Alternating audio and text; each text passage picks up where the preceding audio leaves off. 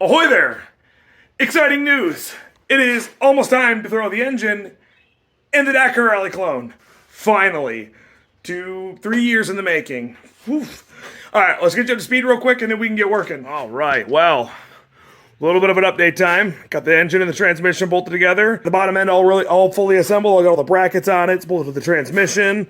Everything's looking all ready to rock and roll. I think we're going to go ahead and drop this thing in without the cylinder head on it. We'll discuss the cylinder head in a later date, but mostly I'm just waiting for the camshaft right now. I sent the cam out to get reground by Schneider's Cam. So when that comes in, we're going to do a few things with the combustion chamber and a few things with the cam. We'll set the rocker arm backlash and yada yada yada, and we'll throw it on there later. So for now, I got a starter bolted up.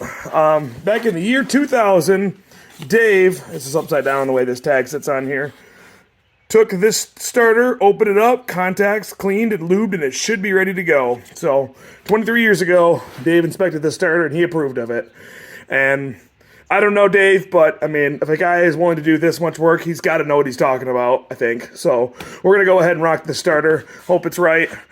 If Dave pulls through, we're going to give Dave a big shout out a dozen times in the next couple of videos. So shout out to you, Dave, right now. I do have another starter right here, but this one was dead out of the box, you know, highest quality garbage. Unfortunately, all parts these days are crap. Oh boy.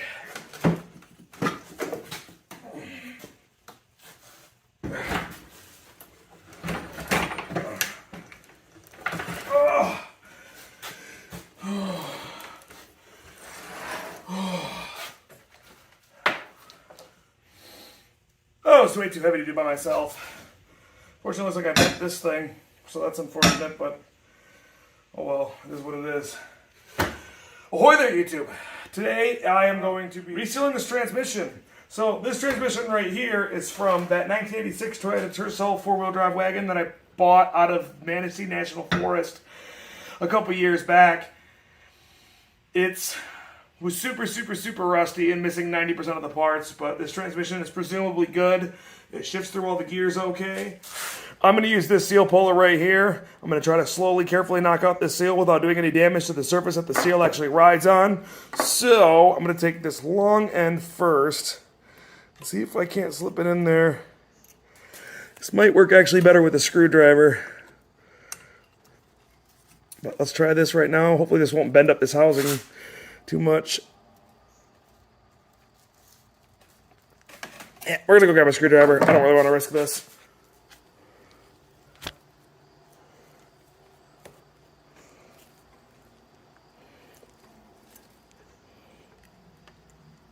There we go. Out she comes. This is the seal I'm going to be using right here. AutoZone does carry a similar part number. It does not specify that it works for our Tercels, but it does. I'll link all the part numbers that also work in the description of the video.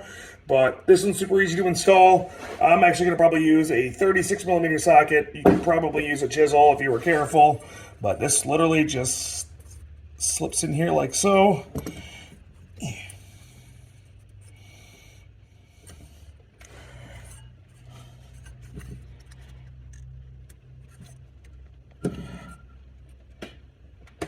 There we go. Got it most of the way in. I'll just do a couple taps.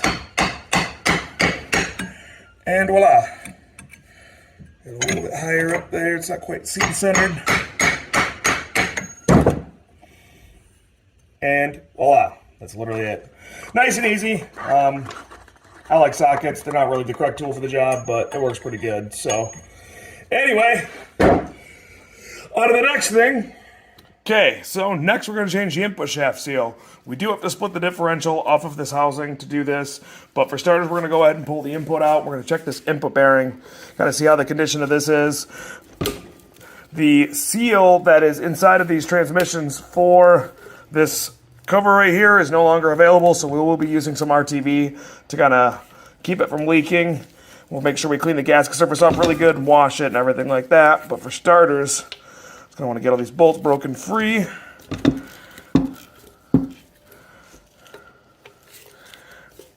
There we go. All this is loose.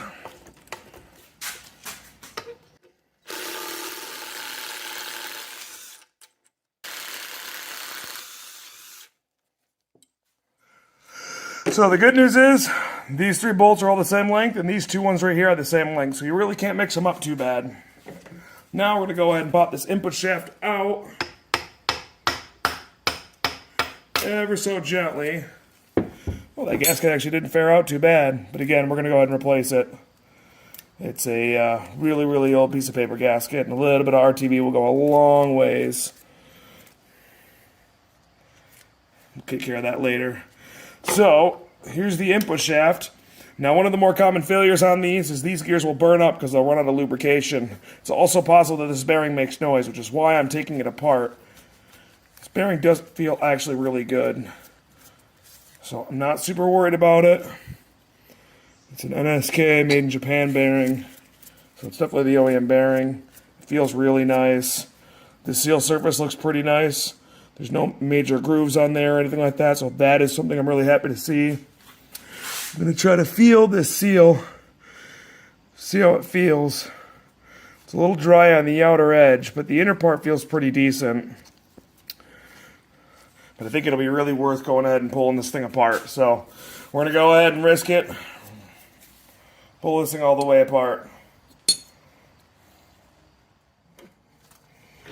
Okay, now we're going to go ahead and do the big part. We're going to split this housing in half. So, by my calculations, there's about 10 bolts scattered around this thing.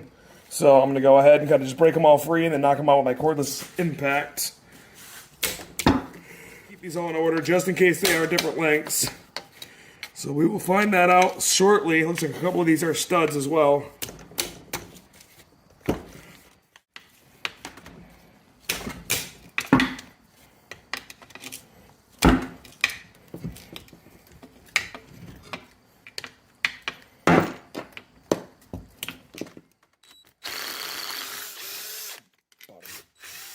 That's quite obvious that that's a stud.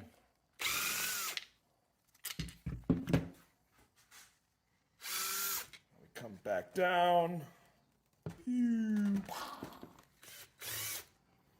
Well, the good news is these are all the same length, so that'll make this nice and easy. I can clean these all up, not worry about it, get the threads nice and clean and chased. Double check that I got everything out before I start doing anything crazy. Now this should start separating. Now this should start separating. There's a little paper gasket in there that's going to be splitting. Let's see what happens here.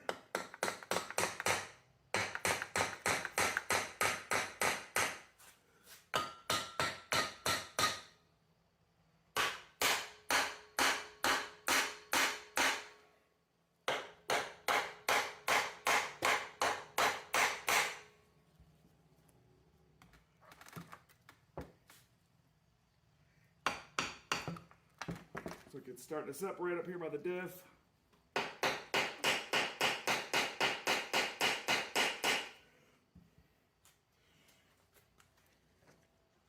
don't want to mar up this surface too much, but I'm going to gently pry on this with a screwdriver.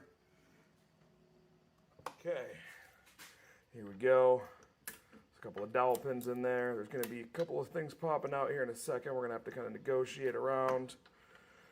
This should go well. Starting to get her split.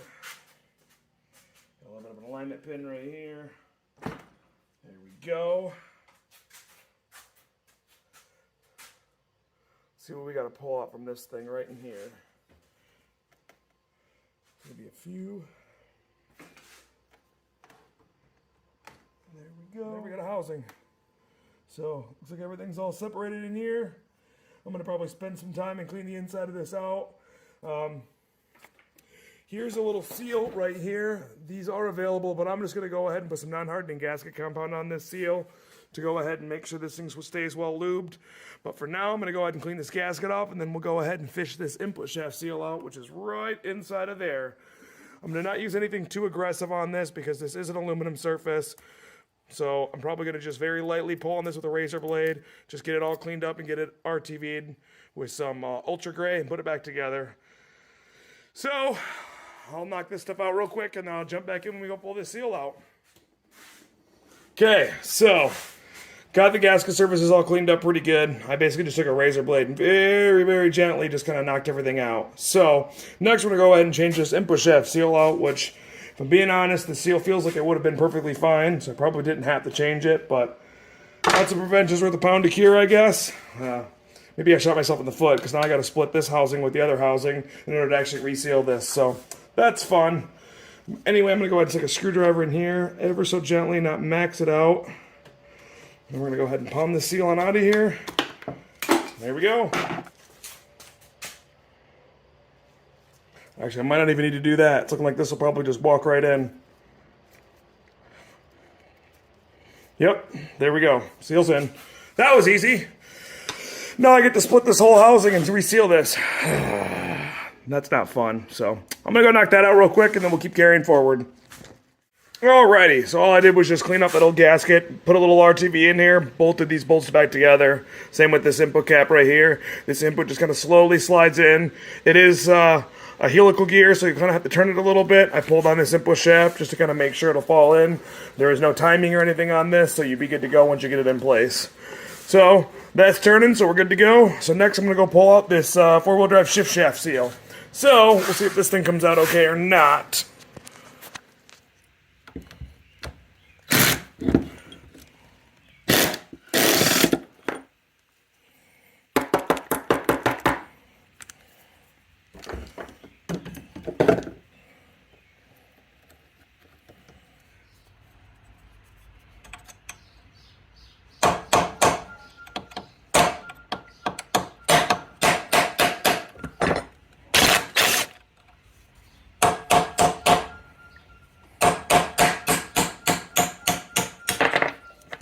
There we go.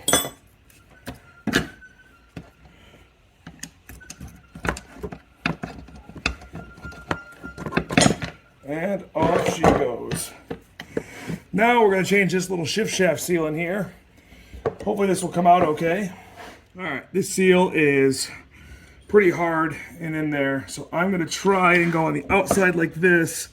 Tap on it, that way I don't damage where it sits inside, and I'll pull it out with a pick. It's going to be my attempt. Let's see how this works.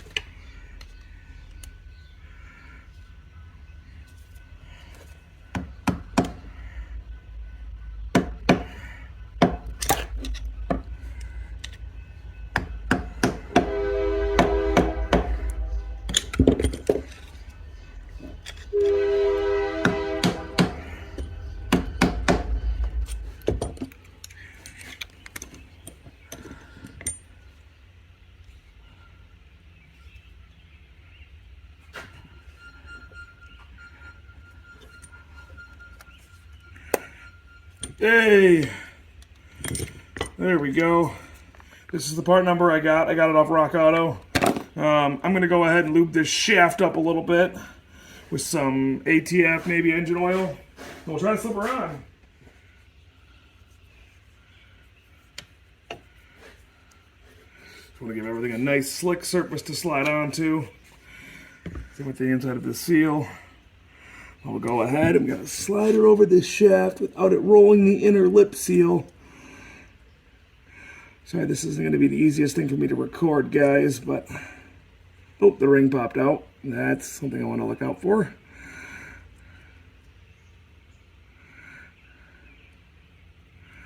Should be able to roll this back inside of there, and it shouldn't be a problem. There's a little spring inside of all these that kind of holds the inner lip of that seal in place.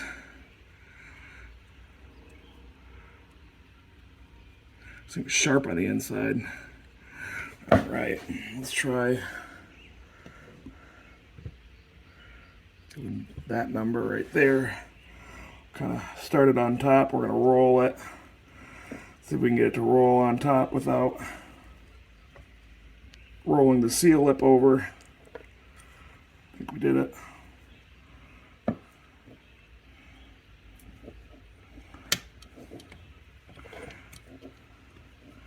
I think we're in business. We'll roll her back another layer. I should roll up that. Oop, starting to fold that lip over there. I can see that. I don't know if you guys can see that very well. My fingers are probably in the way. I can see that inner seal lip right there was rolling over.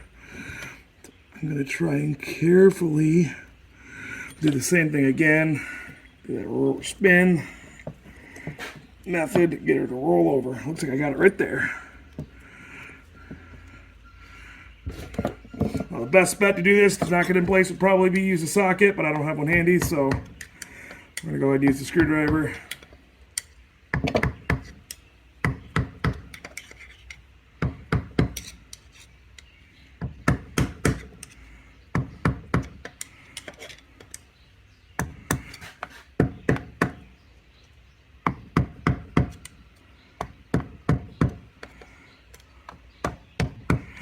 And voila! Shift shaft seal is replaced. This slides on this way, methinks.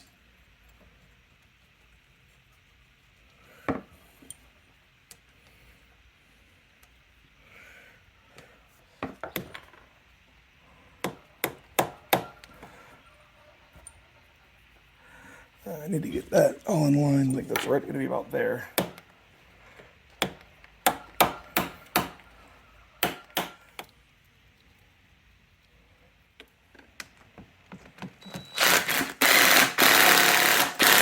That nut is on there tight. That's going in and out of four-wheel drive. I think that's 2, right? That's turning in two-wheel drive, just the output shaft spinning. You can feel the little gear in there. Now I'm in four-wheel drive. So, yeah, I think we're okay. I can feel the input turning now. Now it feels like just the output's turning. So, we should be good to go. That's one resealed trans, all ready to get bolted in place. Alright, I know you're all going to notice it. Yeah, there is definitely a broken bolt that I didn't pull out. As you can see, I tried to extract it, and it didn't really work. So, I gave up. I'm just going to put some RTV around it.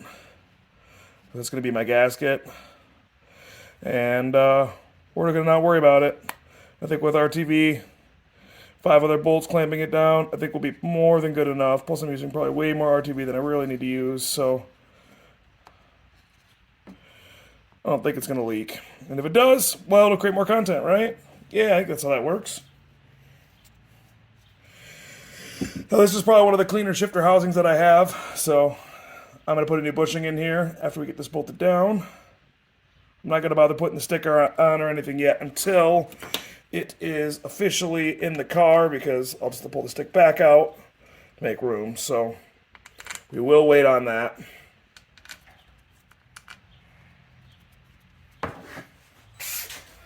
I think the 12 torque spec on these is probably only like 12 or 14 foot-pounds or something low like that. So we're just going to kind of quick snug them up.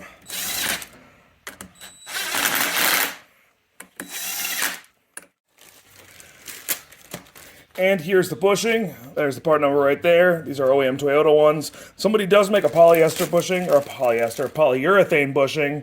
I will slip the part number in the description of this video if anyone is interested in that. These ones I'm sure will dissolve over time, but it's going to be better than no bushing. So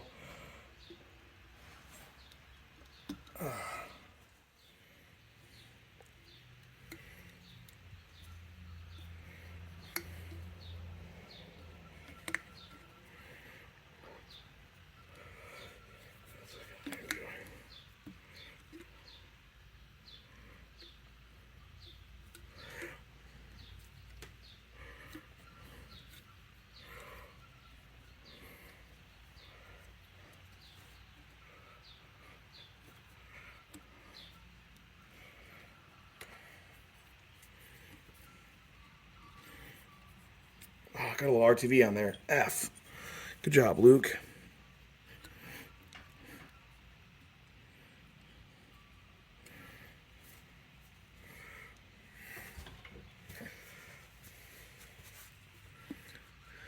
All right. That should do that for now. I'm going to throw a Jeep TJ boot over top of this thing to kind of cover it up. When it gets done, I can link that part number in the description below. I found all these in the Tercel 4-wheel drive forum. And probably on the page. But that'll do that. We're gonna leave that for now. We'll throw that in the car just like that. I think that'll work out great. There's a little extra RTV, but it'll be okay. I should never really need to pull this plate off ever, so I just kind of did to reseal everything for fun, I guess. I don't know. I don't have a good reason. God, I gotta clean out of here. My workbench is a disaster. Disregard all that. I'm like anxious and have anxiety over how bad it is. But I think it's probably gonna wrap it up for this video. I know what you're thinking. Why no CV shaft seals? What the heck, Luke? You said this was a trans reseal. It was gonna be in this video. I did those when I first got the transmission out of the car. I was very meticulous about how I did it. They have to be like 2-point-some millimeters in. They're very particular how they have to be in there, and so I don't really want to change them again. They're a cheap seal, I know, and I totally could, but I'm being a piece of crap and I'm not going to do it. I apologize. I'll knock out a CV shaft video at some point in time, maybe an instructional on how to do CV shafts when I go put the car together. I don't know. At some point in time, I'll do one, I promise, and we'll do it then. So stay tuned for that. Now I'm going to go clean out my garage. It's a disaster. So I'll catch you guys in the next one. Adios.